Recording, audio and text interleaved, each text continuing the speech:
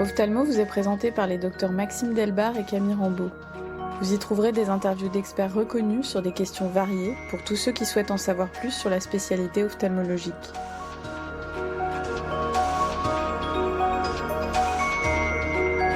On parle de sécheresse oculaire lorsque la qualité ou la quantité des larmes devient insuffisante pour assurer une bonne protection de l'œil. Les larmes sont produites en continu par des glandes lacrymales, principalement situées au-dessus du coin externe de la paupière supérieure. Lors de chaque clignement, elles sont réparties uniformément sur la surface oculaire, avant d'être évacuées par de minuscules orifices situés près du nez, les points lacrymaux.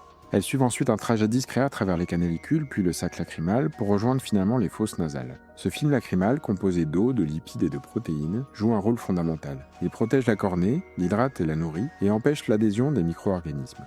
Lorsque cet équilibre est rompu, apparaissent la sécheresse, la gêne, les picotements et parfois même des atteintes cornéennes ou des infections. Aujourd'hui, près d'un tiers des adultes est concerné, un chiffre en forte augmentation, lié notamment à la pollution, à l'usage intensif des écrans et aux environnements climatisés. Nous accueillons avec grand plaisir dans cet épisode le professeur Pablo Di Gero, qui est professeur de médecine, ancien chef de service de CHU, fondateur et chef du centre ophtalmologique de Barbizon, et également président de l'ACOUS. l'ACOUS est l'association des centres de l'œil sec. Bonsoir professeur. Bonsoir Camille, bonsoir Maxime, très heureux d'être parmi vous. Bonsoir professeur. Alors on va commencer par une question simple. Est-ce que vous pouvez nous dire qu'est-ce que la sécheresse oculaire ? C'est une vaste question. On commence par des sujets déjà très ouverts. En fait, plutôt, recadrons le sujet. Est-ce que c'est un problème important ? Est-ce que c'est un problème fréquent ? Parce que qu'est-ce que c'est ? Je pense que c'est trop vague, mais on va y arriver petit à petit. Déjà, c'est un problème qui concerne en France probablement plus de 3 millions de personnes. C'est-à-dire qu'on avait regardé avec le SNOF, avec Thierry Bourg à l'époque, et on était arrivé à la conclusion que c'est la première cause de consultation en dehors des lunettes en ophtalmologie. Mais que ça soit de façon directe ou indirecte. C'est-à-dire que ça peut être un patient qui vient directement consulter pour un problème de sécheresse oculaire. Ça peut être un patient qui se plaint de sécheresse oculaire après chirurgie. Et ça, on va probablement en parler plus longtemps parce que c'est un problème qui devient de plus en plus important. Et donc, tout ophtalmologiste qui consulte, en dehors des lunettes, un tiers de ces patients, c'est de la sécheresse oculaire, surface, le fameux œil typique que tout le monde essaye d'écarter de sa consultation, et tous ces petits signes qui maintenant deviennent très fréquents avec le travail sur écran, les clims, la pollution et autres. Alors, qu'est-ce que c'est la sécheresse ? Moi, je dirais, du point de vue du patient, c'est une gêne qu'il n'arrive pas forcément à identifier, parce que la chose classique, le patient, il vient pour un larmoiement et dit « je n'ai pas l'œil sec, je n'arrête pas de pleurer ». Et le grand classique, et là, il faut commencer à lui expliquer qu'une larme doit être un mélange de 3 substances pour pouvoir rester dans l'œil.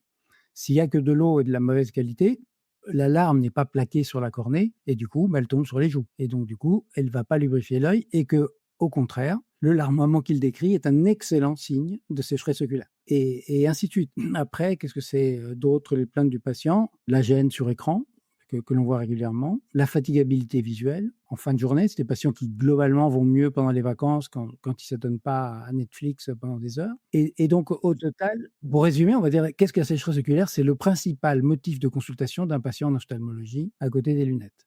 Après, on peut rentrer évidemment plus dans les détails techniques, comme peut-être qu'on s'adresse aussi à un public plus large que les ophtalmologistes. Je crois que c'est important pour les gens qui peuvent écouter cela sans être eux-mêmes ophtalmologistes de comprendre qu'effectivement, les signes qu'ils peuvent ressentir doivent nécessiter une consultation d'ophtalmologie parce qu'on va en parler plus longuement. Maintenant, il y a plein de solutions qui permettent d'améliorer tout ça et que la période où il n'y avait que des gouttes lubrifiantes est terminée et que maintenant, on a plein de solutions et c'est ça qui a rendu cette surspécialité hyper intéressante. Moi qui venais du monde de la cornée et de la surface, c'est pour ça que je ne me définis pas encore comme un spécialiste de l'œil sec. Moi, je me vois comme un spécialiste de la surface oculaire qui doit résoudre des problèmes. Et l'un des problèmes les plus fréquents, c'est comment améliorer la lubrification d'une surface oculaire. Et c'est là où, effectivement, j'ai rejoint le monde de la sécheresse oculaire, mais pas vu sous l'angle de quelle interleukine dysfonctionne ou quelle métalloprotéase dysfonctionne. Ça, c'est pas quelque chose que le patient va demander. Et globalement, le patient, il veut pas avoir un bilan exhaustif de tout le cycle de Krebs et de choses comme ça. Il dit, voilà, j'ai un problème, trouvez-moi une solution. Et j'ai essayé toutes les gouttes, est-ce qu'il y a autre chose ? Voilà un peu la sécheresse oculaire au quotidien par quelqu'un qui maintenant fait quasiment que ça, ou pas que ça, mais qui en fait beaucoup.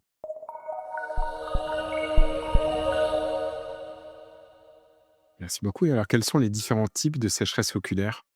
Bah, ça, c'est encore très livresque comme question, mais c'est normal hein, que vous la posiez. Mais ce que je veux dire, c'est que ça n'existe pas dans la vraie vie, en fait. Il n'y a pas un patient qui dit ah bonjour, je viens aujourd'hui pour une évaporative. Ah moi il me manque un peu de mucus. Moi il me manque de l'eau. Parce qu'au total, quelle que soit la façon dont on commence la sécheresse, au final, elle devient toujours de la même façon. C'est-à-dire qu'il manque toujours quelque chose qui fait que d'une façon ou d'une autre, l'alarme ne va pas se faire bien ou va pas tenir sur l'œil. Mais en fait, peu importe, ça peut être par une absence de mucus, par exemple la classique sécheresse après conjonctivite virale, notamment adénovirus, qui va aller détruire toutes les cellules calciformes. Donc, s'il n'y a plus de mucus, ça veut dire que l'eau ne va pas rester au contact de la cornée. Et donc là, vous aurez une sécheresse par défaut d'adhésion. S'il manque de l'eau, mais au final, c'est assez peu fréquent le manque d'eau. C'est simplement 10 à 20% des sécheresses oculaires. Et là, on arrive au très gros morceau qui représente les 80%, c'est le manque de lipides, donc le manque de mébum, ce mébum qui vient des glandes de mébomus qui se trouvent dans les paupières. Et donc, au final, si vous enlevez l'eau, le mébum ne va pas être bien sécrété, et donc vous aurez une sécheresse mixte, mais au total, elles sont pour moi, je crois qu'elles sont toutes mixtes, qu'il n'y a jamais la sécheresse où il manque de l'eau et que le mébum est parfait. Parce qu'en fait, il y a de telles rétroactions dans tout ça, et c'est là, faut toujours, moi je pars du concept que l'œil, enfin l'organisme humain en général et l'œil en particulier, c'est des organismes hyper intelligents. C'est-à-dire qu'ils sont capables de toujours s'adapter, et on va peut-être parler après de l'épithélium cornéen. Et donc, pourquoi est-ce qu'on n'arrive pas à faire des gouttes artificielles de qualité? Parce que ce mélange de mucus, d'eau et de graisse lors de chaque clignement est quasiment impossible à reproduire en temps réel. Et c'est pour ça que moi, ce que je dis toujours aux patients, le plus important, c'est de rétablir votre lubrification naturelle. Aucune goutte ne pourra compenser ce que votre œil fait lui-même. Et donc, c'est pour ça qu'on se bat pour effectivement rétablir tous les moyens possibles pour que l'œil se remette à bien fonctionner.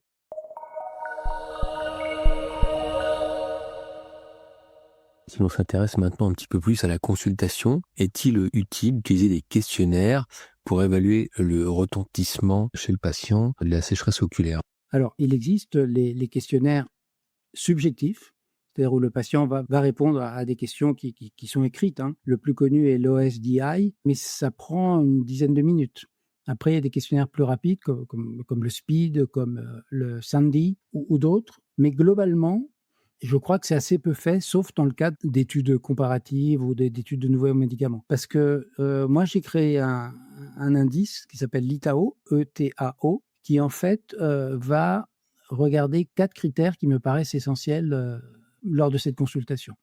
Donc le E, c'est l'épithélium. Donc l'épithélium cornéen que l'on peut regarder de façon très simple, avec une goutte de fluorescéine. Et donc, vous savez que la moindre atteinte de l'épithélium cornéen, pour moi, est un signe de gravité qui nécessite qu'on s'intéresse au problème et qu'on le résolve. On peut aussi regarder l'épithélium avec les OCT épithéliaux. Maintenant, on a beaucoup d'OCT qui font des mappings épithéliaux qui sont très intéressants, et notamment s'intéresser à l'atrophie épithéliale, puisque l'atrophie va résulter d'un frottement de la paupière supérieure, notamment sur une surface mal lubrifiée, donc un petit effet rabot, qui fait que l'épithélium supérieur va être altéré. Le deuxième point que l'on va regarder, c'est le T. Le T, c'est pour télangiectasie. Et ces télangiectasies sont importantes parce qu'en fait, l'une des principales causes de sécheresse oculaire en Europe, en tout cas, et aux États-Unis, mais moins évidemment en Afrique et en Asie, c'est la rosacée oculaire. Et cette rosacée oculaire se manifeste notamment par des télangiectasies. Alors, le vieux débat, c'est est-ce qu'il faut l'envoyer chez le dermato ou pas? Et en fait, il faut bien comprendre que c'est deux choses qui peuvent être totalement séparées. Et en fait, nous, en tant qu'ophtalmo, ce qui nous intéresse surtout, c'est de savoir est-ce qu'il y a des télangiectasies des bords libres des paupières ou de la peau des paupières supérieures. Et donc ça, c'est quelque chose qu'il faut absolument rechercher parce que ça va vous orienter vers une étiologie et ensuite vous permettre de proposer des traitements adaptés à ce problème en particulier. Le A de ITAO, c'est l'atrophie. C'est-à-dire on va avec les mébographes, mais on peut aussi le faire avec un peu d'habitude à la lampe à fonte, rechercher l'atrophie des glandes de mébomus. Et malheureusement, une atrophie totale, comme ça arrive malheureusement régulièrement, c'est quelque chose qu'on ne sait pas réparer. C'est-à-dire une glande qui n'existe pas, on ne sait pas faire. Et le O de l'ITAO, c'est probablement le plus important à considérer, c'est l'obstruction des glandes. Et ça, c'est quelque chose qu'on ne regardait pas il y a encore quelques années. Parce qu'en fait, je ne sais pas pour quel mécanisme, hein, parce que moi, je réfléchissais tout à l'heure, je me disais, j'étais à l'Hôtel Dieu, dans le département de Cornay, qui était la Mecque de la cornée en France et en Europe. Et en fait, on ne regardait pas du tout la surface. On n'était pas formé à ça. Et là, je voudrais rendre hommage, c'est Jean-Marc Leget à l'Hôtel-Dieu, qui le premier s'est intéressé à ce problème. Et il a entamé des contacts avec Sheffer Tseng au Bascom Palmer à Miami, et qui a un peu amené le focus sur il faut s'intéresser aussi à l'environnement de la cornée. En fait, la cornée était considérée un peu comme l'organe majeur, et puis la surface comme quelque chose d'annexe. Bon. Et donc, je ne m'égare pas, j'étais sur l'obstruction. Et donc, le fait que les glandes soient obstruées, ça a du bon et du mauvais. Comme je dis souvent aux patients, le bon, c'est qu'il y a des glandes, et obstruées, on sait les désobstruer. Par contre, si on ne fait rien, elles ne vont pas se désobstruer toutes seules. Bon, ça vous parlera sûrement. Il y a une vingtaine d'années, on faisait des petits linges chauds ou des petits gants de toilette. Enfin, il y avait des personnes qui avaient même théorisé les ordonnances types avec quel gant de toilette, de quelle marque, quelle température d'eau, le thermos, le machin. Bon, tout ça, effectivement, avait une utilité. Mais après, des gens sont intéressés de voir que le simple fait de mettre le gant de toilette à 42 degrés, 30 secondes après, il était à 25. Et donc, il ne chauffait rien du tout et que la chaleur ne passait pas à travers la peau des paupières. Donc, au final, on se retrouvait avec quelque chose sur le papier utile, mais en pratique qui n'avait aucun intérêt. Donc, cet ITAO, pour répondre à la question, permet donc d'avoir un score sur 10, puisque chacun des items est coté en 4. Pour l'épithélium, on a donc le normal, KPS superficiel, KPS localisé ou KPS diffuse. Et la présence, par exemple, on va l'appeler dystrophie de Kogan, même si pour moi, c'est pas vraiment ça, mais enfin bon, cette épithéliopathie en nuage supérieur que l'on retrouve très souvent dans les sécheresses oculaires. Donc pour moi, ce qu'il faut retenir, c'est qu'il ne doit pas y avoir d'atteinte de la cornée. Si vous êtes en face d'un patient qui a une sécheresse oculaire avec une atteinte cornéenne, je ne vous dis pas que c'est une urgence vitale, mais il faut quand même s'y intéresser très sérieusement. Ensuite, les télangiectasies, c'est classé pareil en 4 stades. Absence, présence superficielle sur les bords libres, présence diffuse sur les bords libres, ou le stade 4 qui est le plus grave, c'est les télangiectasies. Parce que vous avez déjà vu dans certains mébographes en rétroillumination, où on voit des grosses télangiectasies au contact des glandes. Et ça, on sait que c'est extrêmement délétère pour les glandes. Parce que, et ça c'est mon ami David Sullivan qui a montré ça à Harvard aux États-Unis, que les glandes de mébomus, pour bien fonctionner, ont besoin d'être dans une anoxie relative. Et que probablement le contact avec ces télangiectasies qui vont amener une espèce de pseudo-oxygénation va les faire dysfonctionner. Avec, en plus, les télangiectasies, le problème, c'est tout le cortège inflammatoire qu'elles peuvent amener qui vont aussi faire dysfonctionner ces glandes. L'atrophie, il y a 4 parties, 0, 25, 25, 50, 50, 75, plus de 75. Je vous livre les remarques comme ça, comme elles me viennent. Mais par exemple, l'atrophie, il y a un phénomène qui m'a énormément surpris. C'est qu'au départ, on pensait que c'était quelque chose un peu de linéaire avec l'âge. Et que donc, les vieux allaient avoir des glandes toutes moches et les jeunes des très belles glandes. Et c'est pas comme ça. Je fais pas beaucoup de pédiatrie, mais il m'est déjà arrivé de consulter des enfants avec des atrophies totales à l'âge de 12-15 ans. Et c'est un peu inquiétant pour savoir ce que vont devenir ces gens-là. Et puis des personnes de 80-90 ans avec des glandes en parfait état. Donc en pratique, la présence ou pas n'est pas forcément dépendante de l'âge. Et l'obstruction donc, est classée en 4 stades. Donc le stade 1 normal. Le stade 2, c'est quand le mébum devient un petit peu comme du beurre et...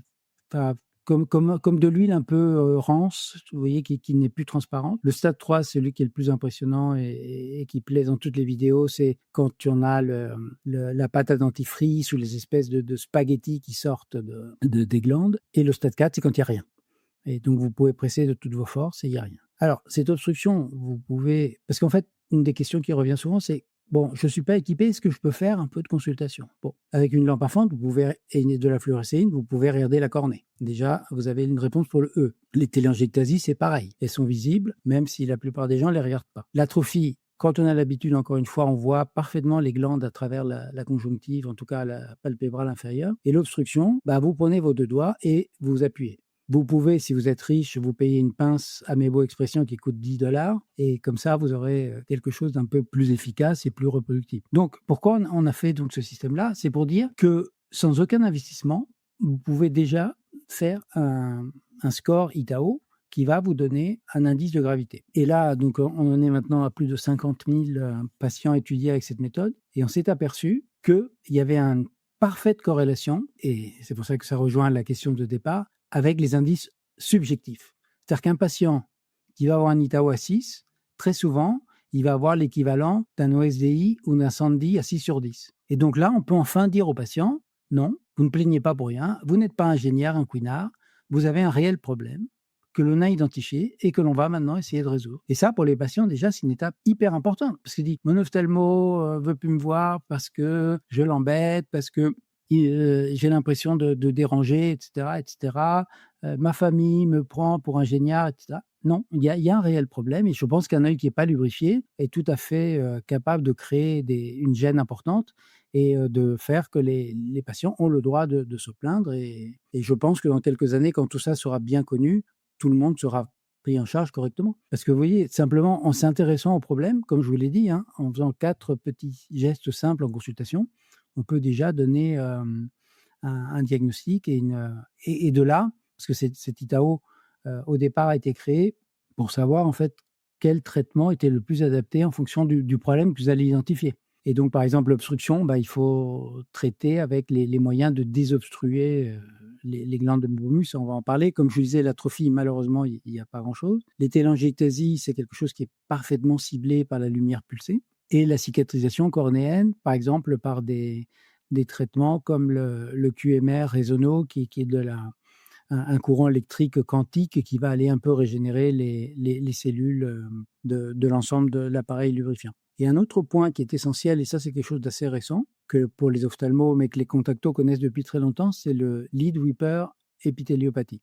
Et en fait, c'est comme un petit épaississement du bord libre des paupières, face conjonctivale, qui résulte certainement du frottement comme un cal dans une chaussure mal ajustée. C'est quelque chose comme ça. Et qui, au début, donc, il est créé par le frottement et à la fin devient le problème. C'est-à-dire qu'une fois que le lead weeper est créé, il va forcément aller frotter, gêner, et c'est typiquement les patients qui vont dire « j'ai une sensation de grain de sable ». Là maintenant, le patient il dit « grain de sable », hop, on regarde, il y a un lead weeper associé. Et pourquoi je parle du lead weeper ? Parce qu'on a justement des nouveaux traitements qui s'appellent l'électroporation, qui permettent de résoudre ce problème de façon quasiment magique. On l'a essayé pour la première fois il y a 1 an et demi. Une patiente comme ça, on ne savait pas trop ce que ça pouvait donner, et immédiatement, et c'était très spectaculaire, elle a dit « le grain de sable a disparu ». Après, évidemment, on a fait beaucoup plus d'autres cas, mais on s'est aperçu que c'est ça qui est l'un des facteurs qui a énormément changé la prise en charge. C'est-à-dire qu'on est capable, comme je vous disais encore une fois, en dehors de l'atrophie, à peu près de résoudre tous les problèmes. Je mets de côté tous les problèmes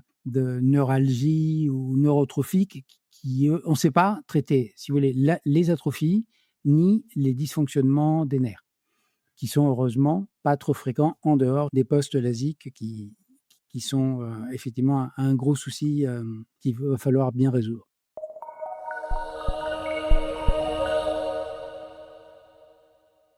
J'aimerais rebondir sur l'augmentation de la fréquence des atrophies des glandes de Mébomus chez les jeunes, chez les adolescents. Est-ce que c'est quelque chose que vous avez constaté récemment ? Est-ce que vous avez une idée de l'origine de cette atrophie chez des jeunes patients ?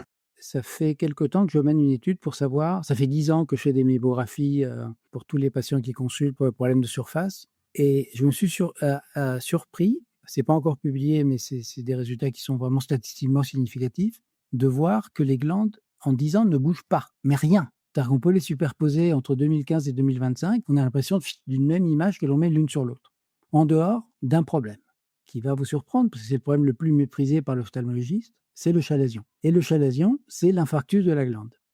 Et donc, ce chalazion, on s'aperçoit que les patients qui font beaucoup d'atrophie, très souvent, il y a un passé de chalazion, dont ils sont conscients ou pas conscients. Mais c'est pour ça que dans l'interrogatoire, le chalazion est très, très important. Et moi, je dis toujours aux patients, quand on fait un chalazion, il faut commencer à être suivi correctement. Et les quelques jeunes que je suis, effectivement, qui sont quasiment totalement atrophiés, ils ont fait 10, 15, 20 chalazions.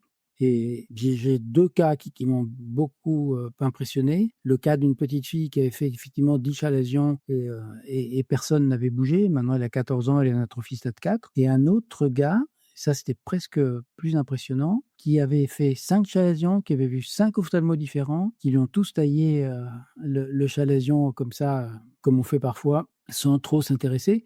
Et en fait, on s'aperçoit que parce que c'était pas enseigné, c'est pas du tout une critique, mais on s'aperçoit que les glandes, elles sont longitudinales, c'est-à-dire elles sont perpendiculaires au bord libre des paupières. Et malheureusement, si on ignore ce problème-là et qu'on coupe les glandes de façon parallèle au bord libre, non seulement on enlève le chalazion, mais on enlève 3 ou 4 autour. Et donc cette chirurgie, je me rappelle, moi quand j'étais interne, c'est quasiment la première fois qu'on avait l'occasion de toucher un bistouri, c'était sur le chalazion. Mais en fait, non, le chalazion devrait être traité de façon attentive et de façon la plus conservatrice possible. On dit souvent que le chalazion, c'est un peu comme une carie. Ça viendrait à l'idée de personne d'arracher la dent et de dire au revoir monsieur. Non, là on essaie d'être conservateur, donc d'essayer de désobstruer la glande. C'est pour ça qu'il faut prendre le chalazion au stade le plus précoce possible, parce qu'une fois qu'il est enquisté, c'est beaucoup plus compliqué. Mais au stade inflammatoire aigu, on arrive avec divers traitements physiques comme la lumière pulsée, le jet plasma, ou simplement en chauffant un peu avec une pince, à évacuer une partie et éviter effectivement que le chalazion, parce qu'en fait, l'inflammation autour du chalazion va créer dysfonctionnement de glandes autour. Et parfois, vous l'avez tous vu en consultation, il y a des gens qui ont la paupière, on dirait, qui a triplé de volume, et souvent c'est un simple chalazion, mais qui n'a pas été pris à la période aiguë. Donc ça, c'était pour est-ce qu'il y a des enfants? Malheureusement, je pense, vu cette évolution-là, il y a le côté rassurant de dire si vous ne faites pas de chalazion, de problèmes comme ça, vous n'allez pas évoluer de façon défavorable. Après, les glandes peuvent être présentes, mais obstruées, c'est un autre problème. Mais par contre, je pense que ça serait pas mal que tous les adolescents de 10 à 15 ans aient une mébographie une fois au moins pour savoir s'ils sont à risque ou pas. Moi, je le compare souvent tout ça à la pachymétrie. Avant, personne ne faisait la pachymétrie et du coup, on avait des valeurs de pression intraoculaire qui étaient complètement faussées. Et depuis que c'est devenu quelque chose de corrélé, ça viendrait à l'idée de personne d'évaluer une pression intraoculaire sans donner la valeur de la pachymétrie. Et je pense que maintenant, dire d'un patient qu'on ne connaît pas son statut mébographique, ça me paraît une aberration parce que ce patient-là, il viendra vous voir essentiellement pour des problèmes de surface oculaire. Et sans parler de tout ce que ça entraîne, que ce soit la contacto, que ce soit la future chirurgie, que ce soit les traitements de glaucome. En fait, pourquoi c'est hyper intéressant cette nouvelle approche, c'est que ça concerne toute l'ophtalmologie. Mon ami Eric Souyed, avec qui j'ai fait mon internat, me disait « Bon, nous, rétinologues, on a la chance, on n'est pas concernés par tout ça. » Et puis, je l'ai vu quelques temps après, il était en train de me demander comment faire pour monter une question de sécheresse oculaire à Créteil. Pourquoi? Parce que les IVT itératifs chez des patients âgés, vous allez forcément créer, à force de mettre de la bétaline, des problèmes de surface oculaire. Toute la chirurgie, probablement plus d'un patient sur 2 opéré de la cataracte se plaint. Je dirais 1 sur 2 pour être très modéré. À mon avis, c'est 90%. Mais se plaint de façon fugace ou permanente de sécheresse oculaire. Le LASIK, c'est catastrophique. Les glaucomes, tous les patients sous collyre, conservateurs ou pas conservateurs, ils vont avoir des problèmes de surface oculaire. La contacto, enfin, vous voyez, donc ça touche tout le monde. Et du coup, de savoir l'état de la surface oculaire de n'importe quel patient qui consulte en ophtalmologie, à mon avis, va devenir indispensable. Et je pense qu'avec les nouveaux logiciels d'IA, etc., un score comme l'ITAO ou quelque chose d'équivalent devra figurer dans le dossier de façon aussi importante que la pachymétrie, que la kératométrie, que des choses comme ça, vous voyez. Et ça, c'est quelque chose d'assez surprenant, parce que moi qui ai toujours baigné un peu dans cette surspécialité cornée-surface, je m'aperçois qu'on l'abordait très mal, et très souvent, c'est parce qu'on n'avait pas les outils. Qu'est-ce qui a un peu décoincé les cerveaux? C'est le fait d'avoir des mébographies. Encore une fois, les glandes, une fois qu'on a l'habitude, on les voit.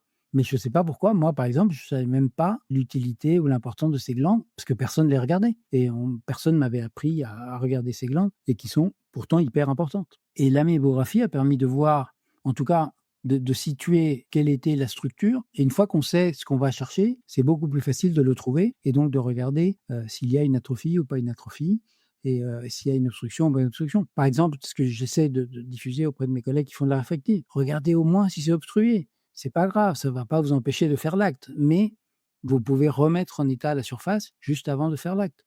Et vous aurez de meilleurs résultats et des patients beaucoup plus satisfaits.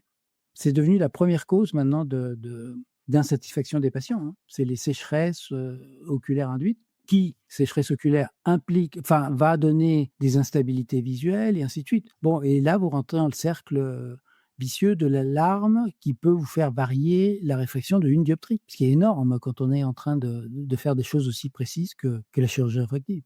Et de là, par exemple, le calcul d'un plan maintenant qu'on fait de plus en plus de chirurgie premium, si vous avez une surface avec un delta d'erreur de 1 dioptrie, ça vous donne des calculs d'implant qui sont complètement foireux et on s'aperçoit que c'est hyper important. Et donc, toutes ces notions, petit à petit, infusent et je pense qu'elles vont entraîner une prise en charge très différente du patient, parce qu'on va l'étudier un peu dans sa globalité et s'intéresser au premier contact qu'a le patient avec le monde, qui est sa surface oculaire.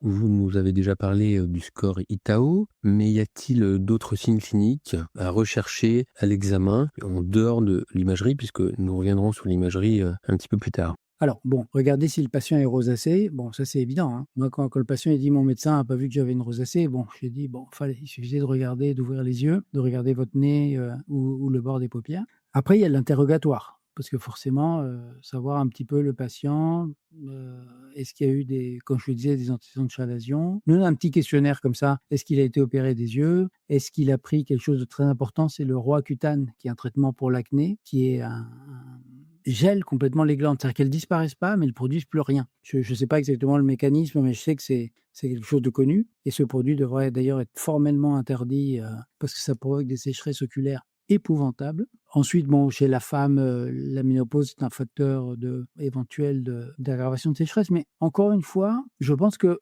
tout ça n'est pas si important que ça, parce qu'au final, ce qu'il faut voir, c'est, comme je le disais, est-ce que la cornée est touchée? Est-ce qu'il y a de l'obstruction? Est-ce qu'il y a des télangiectasies? Donc, pourquoi je suis arrivé à ce score? Parce que je me disais, mais au final, je regarde toujours les mêmes trucs. Donc, essayant de codifier, de quantifier tout ça. Et on s'est aperçu que finalement, ce score avait une belle utilité, parce que c'est un score qui s'améliore avec les traitements, évidemment, et qui permet aux patients d'avoir un repère. Donc, comme c'est une méthode, ça permet, une fois que vous le faites, j'ai créé un petit logiciel qui fait qu'il y a un compte-rendu automatique qui sort avec les constatations de la consultation et les démarches thérapeutiques préconisées. C'est ce qui étonne souvent les collègues qui ne sont pas dans le système, on n'est plus dans la pifométrie. Maintenant, c'est devenu quelque chose d'hyper standardisé. C'est-à-dire que chaque problème a une solution spécifique. On a plusieurs traitements différents qui sont tous dans leur action complémentaire et donc on arrive à résoudre près de 90% des problèmes. Encore une fois, je mets de côté les atrophies sévères des glandes et les problèmes de dysfonctionnement nerveux des nerfs cornéens. Et donc c'est pour ça que c'est important de bien identifier les problèmes pour pouvoir les résoudre avec les outils dont on dispose. Et c'est ça qui est peut-être un peu compliqué pour les gens qui s'intéressent vaguement au sujet, c'est qu'il n'y a pas un traitement qui fasse tout. C'est-à-dire qu'il faut très souvent combiner la lumière pulsée avec le QMR, avec l'électroporation, avec la photobiomodulation, éventuellement avec des traitements comme le Lipiflow ou autres qui permettent de déboucher les glandes en chauffant et massant. Et donc c'est ça qui moi, m'intéresse vraiment beaucoup dans cette surspécialité, c'est qu'on est en train de découvrir, de mettre au point toutes les combinaisons thérapeutiques adaptées à chaque patient. Et donc là, maintenant, de plus en plus, pour chaque patient, on a quasiment des protocoles personnalisés. Vous avez tel problème, on a telle solution, on va le faire en 2, 3 séances, et ainsi de suite. Et ce qui est très satisfaisant par rapport à il y a quelques années où on ne savait pas où on allait, c'est qu'il y a vraiment des gens qui sont très améliorés. Et par exemple, au début, on ne savait pas trop s'il fallait les faire revenir ou pas. Et de plus en plus, les gens ils disent « je sens parfaitement quand est-ce que je commence à rechuter, ils viennent d'eux-mêmes ». Et c'est pour ça que c'est devenu quelque chose de très agréable d'avoir des patients qui… Parce qu'il y a toujours le côté compliqué de dire à un patient, il faut revenir, il va toujours avoir l'impression qu'il y a peut-être un lien commercial ou autre. C'est pour ça qu'au début, moi, j'étais très prudent. Je leur disais, là, on a de bons résultats, on va voir s'il faut ou pas. Et maintenant, de plus en plus, j'ai des patients qui systématiquement sachent. C'est quand il y a 3 jours, un patient qui me dit « Ah, là, j'ai senti que j'avais un peu tardé et j'aurais dû venir un mois avant. » Donc, les patients connaissent très, très bien leur pathologie. Pour les patients jeunes, la plupart, c'est des gens qui ont fait des études ou qui, en tout cas, qui ont accès à toutes les informations sur Internet et qui vous challenge en permanence sur toutes les nouveautés, sur tous les produits. Et même si souvent, effectivement, ils n'ont pas les moyens de pouvoir parfaitement interpréter les données. Mais en tout cas, c'est des patients qui ont besoin de sentir que leur interlocuteur est au point, que ça l'intéresse et qu'il est capable de répondre à leurs problèmes. Ouais. Oui, une petite anecdote, parce que mes enfants me demandaient, vous savez tous, on se compare maintenant à ChatGPT. Et j'aurais dit, en tout cas, dans ce domaine-là, je suis sûr que je suis meilleur que Chat. Parce que pour l'instant, Chat n'a pas été alimenté avec des données que seules quelques personnes ont. Parce que je pense que dans tout le reste, n'importe quel problème de rétine, de glaucome ou autre, je pense que Chat est capable de me surpasser maintenant. Parce qu'en fait, c'est des bases de données. Mais quand les bases de données n'ont pas été alimentées, vous êtes encore meilleur que n'importe quel système d'intelligence artificielle. Ça va pas durer, hein, parce ils acquièrent des informations à une vitesse exceptionnelle. Mais je le vois plus, moi, comme un outil éventuel que comme un concurrent ou quelque chose qui... Je pense pas qu'il faille avoir peur, mais ça peut être utile de comprendre comment ça fonctionne et de l'utiliser à bon escient.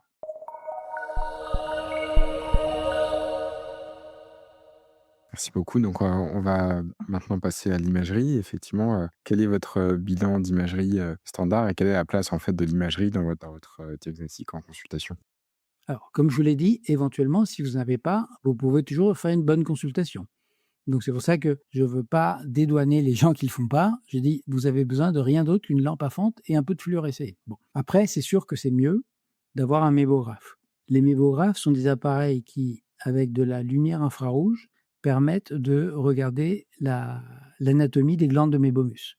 Donc, il existe des mébographes de tous les prix. Encore une fois, l'argent ne doit pas être une excuse pour ne pas l'utiliser. C'est le MeboView, qui est un petit mébographe qui se branche sur un téléphone portable. Vous pouvez l'acquérir pour 1 500 à 2 000 euros. Et ensuite, il y a des systèmes un peu plus sophistiqués comme le LipiView qui vous permettent, grâce à la rétroillumination, d'avoir une image directe en infrarouge et rétroilluminée où on peut voir des détails beaucoup plus précis. Donc, je pense que la mébographie, c'est l'examen absolument indispensable à faire à un patient qui consulte pour une sécheresse oculaire. Le deuxième que j'utilise moi énormément, c'est l'OCT pour le mapping épithélial. Parce qu'encore une fois, l'épithélium, c'est un tissu tellement intelligent, il fait tellement de choses, il s'adapte, il change de taille, de forme, etc. pour toujours compenser.